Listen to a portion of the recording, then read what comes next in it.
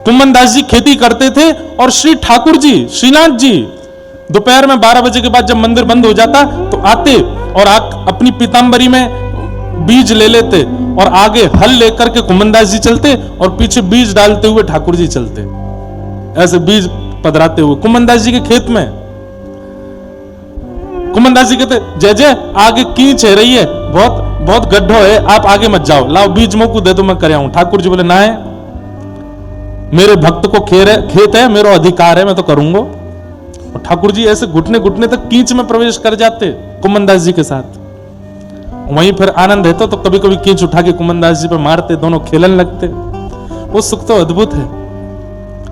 पर कहते हैं जैसे संध्या के 4 बजते और 4 साढ़े 4 बजे मंदिर खुलने के घंटे घड़ियाल बजते तो ठाकुर जी वहां बीज डलवा रहे हैं कुम्मन दास जी के संग। फिर भी कुम्मन दास जी हाथ पैर धोकर के मंदिर भागते। ठाकुर जी बोले ए कुम्मना, मैं तो तेरे संग ठाड़ा हूं यहीं पे, फिर काई गुजारो है? मैं तो तेरे संग ठाड़ा हूं, तेरे संग सबरी लीला कर रहा हूं, फिर काई गुजारो है? तो कुम्मन दास जी कहते जब आप मेरे जीवन में ऐसी लीला करने नहीं आते थे तब आप मुझे मंदिर में ही मिलते थे। जब आपने मेरे ऊपर कृपा नहीं की थी, अनुग्रह नहीं किया था, तब आप मुझे मंदिर में ही मिलते थे। जब आप मेरे खेत में नहीं आते थे, मेरे घर में नहीं आते थे, तब मुझे आप मंदिर में ही मिलते थे। जिस मंदिर ने मुझे आपको प्रदान किया, आज आपके मिलने के बाद उस मंदिर को मैं नहीं छोड़ूंगा, वो मेरा अधिकार है। वहां मैं नित्य जाके आपका दर्शन करूंगा। और दूसरी बात कुम्मन दास जी क्या कहते हैं? दूसरी बात कुम्मन दास जी कहते हैं कि आज आप मंदिर छोड़ करके यहां मेरे साथ खेलने आते हैं, कल आपकी इच्छा नहीं होगी तो नहीं आओगे, परसों कोई और अच्छी बगिया बना देगा तो वहां चले जाओगे, लेकिन मंदिर में तो आपको आचार्यों ने बिठाया है, वहां से आप कहीं नहीं जाओगे। इसलिए मंदिर जाना मैं नहीं छोड़ूंगा, वहां तो मैं रोज जाऊंगा। चाहे आप मुझे कितने भी मेरे समीपता में आके मिलते हो, मैं मंदिर का त्याग नहीं करूंगा। हमारा अधिकार है ठाकुर जी की सेवा। राजस्थान में एक भक्त हुए, दुनिया के लोगों के भक्तों की कैसी कैसी इच्छाएं होती, उनकी इच्छा पता है क्या थी?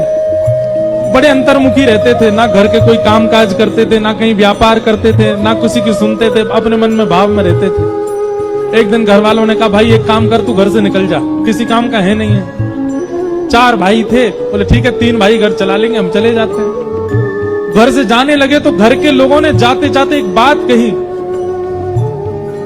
बोले तू घर छोड़ करके जा रहा है, तेरा लालन पालन कौन करेगा, भोजन पानी कौन कराएगा? बोले मेरे नाथ है ना, सब कराएंगे। कहां रहेगा, तेरी रहने की व्यवस्था कौन करेगा? बोले मेरे नाथ हैं, सब करेंगे। तभी उनके बड़े भाई ने पूछा मर जाएगा तो तेरा अंतिम संस्कार कौन करेगा? उसके नेत्र सजल हो गए। बोले मैंने सुना है जटायु का अंतिम संस्कार राम जी ने किया था, मेरा भी वही करेंगे। चला गया। उसकी इस बात पर साकेत में बैठे हुए राम जी आनंदित हो गए, नेत्र सजल हो गए। हनुमान जी महाराज बोले प्रभु आप इतने भावुक क्यों हो गए? बोले भाई दुनिया के भक्त दर्शन मांगते हैं, संपत्ति मांगते हैं, मित्रता मांगते हैं, हमको पति मानते हैं, स्वयं को पुत्र मानते हैं, अनेक अनेक बात मांगते हैं, पर इसने ऐसी वस्तु मांगी है जो कोई नहीं मांगता। बोले क्या मांगा? बोले ये घर पे ये बोल करके गया है कि मेरा अंतिम संस्कार राम जी करेंगे। चला गया। 20-25 वर्ष तक जंगल में ही रहा, उसकी सब व्यवस्था हो गई। 25 वर्ष बाद जब उसके प्राण जाने लगे, राम जी ने तुरंत हनुमान जी को बुलाया, बोले घड़ी आ गई। उसने जीवन भर कुछ नहीं मांगा, केवल एक चीज मांगी है कि उसका संस्कार मैं करूंगा और मैं तैयार हूं, अब मैं जाऊंगा, संस्कार करूंगा, 10 गात्र करूंगा और 13 दिन तक जो नियम होते सब करके आऊंगा पूरे।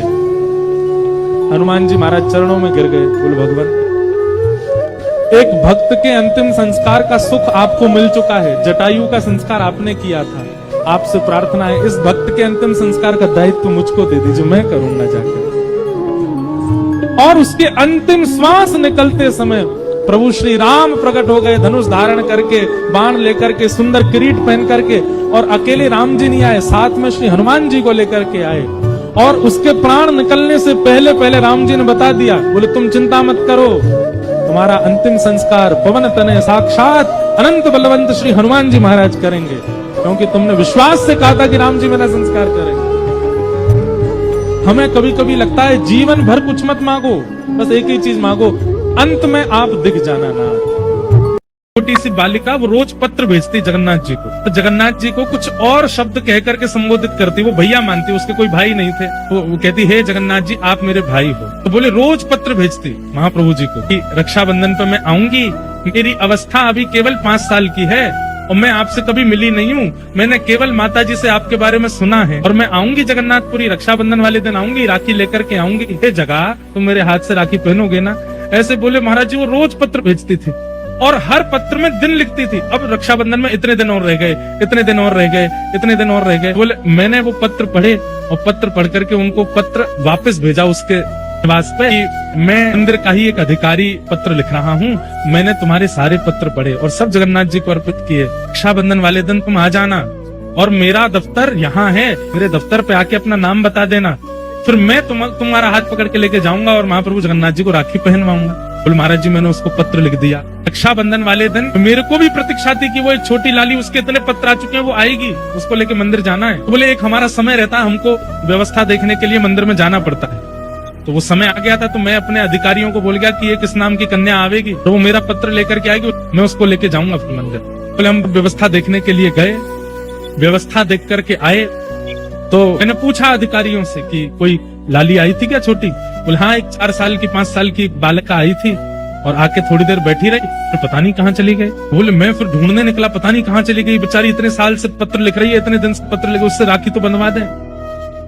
तो मैं जैसे ही दफ्तर से बाहर निकला वो आ रही थी, तो मैंने उससे कहा तुम वही लाली हो जो पत्र लिखती थी, उसका नाम पूछा। तो बोले हाँ मैं वही हूँ। तुम क्यों नहीं रुकी, चलो मैं तुम्हें मंदिर ले चलूं, राखी पहनवा दूं। बोले मैं तो राखी पहनाया ही जगन्नाथ जी, तुम कैसे पहना के आ गए। बोले आप यहाँ थे नहीं, मैं आई तो मुझे किसी ने कहा कि आप तो अभी गए, थोड़ी देर बैठो। और पता नहीं कहाँ से एक भैया आए बाहर से और मेरा हाथ पकड़ के, गोरे चिट्टे भैया बिल्कुल इतने गोरे। वो एडमिनिस्ट्रेशन वाले बोले मुझे लगा कि भाई हमारे उड़ीसा में सांवले होते हैं थोड़े, गोरा कौन आया।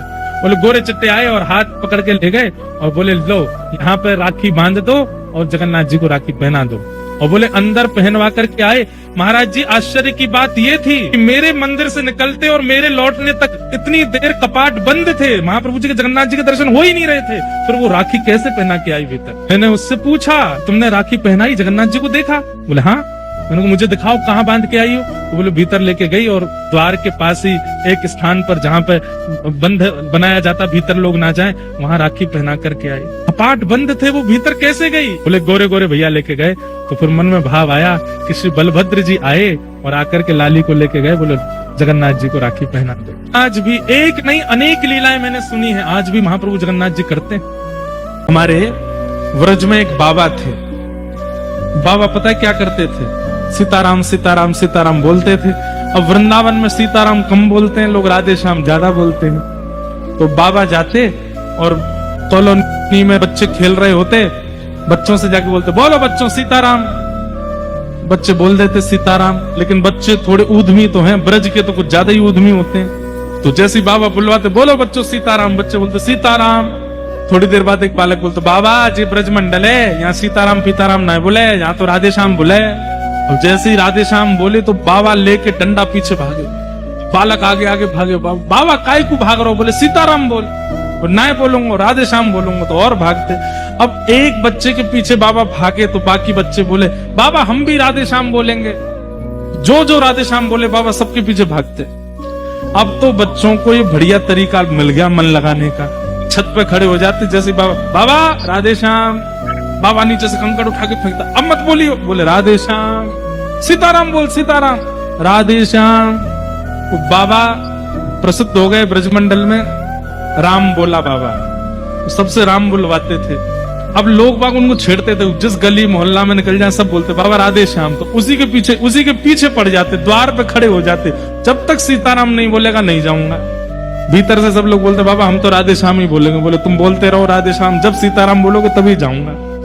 उनके इस कृत्य के पीछे एक खेल था जिसको कोई समझ नहीं पाया। एक बार एक महात्मा ने पूछा, बोले बाबा ये क्या करते हो आप, राधे श्याम सीताराम में भेद क्यों मानते हो। ऐसा सुनते ही उनके आंखों में आंसू आ गए, बोले भेद नहीं मानता तो मेरे राधे श्याम बोलने से चिढ़ जाने पर इन लोगों को और चिढ़ाने में मजा आता है, तो ये और राधे श्याम बोलते हैं, कम से कम इनका भजन तो बनता है, उतनी देर इनका नाम तो बोलता है। मैं सीताराम बुलवाने के लिए इनके द्वार पर बैठ जाता हूं, लेकिन ये राधे श्याम बोलते रहते हैं। मुख से दिखाता हूं कि मुझे गुस्सा आ रहा है, ताकि मेरी चिड़न देख के ये और चिढ़ाएं, और चिढ़ाने के चक्कर में और राधे श्याम बोलें। अरे भैया, ये कलयुगी जीव अगर नाम नहीं बोलेंगे तो उनका कल्याण कैसे होगा? इसलिए मैं ये खेल का आश्रय लेता हूं ताकि इनसे राधे श्याम बुलवा सके।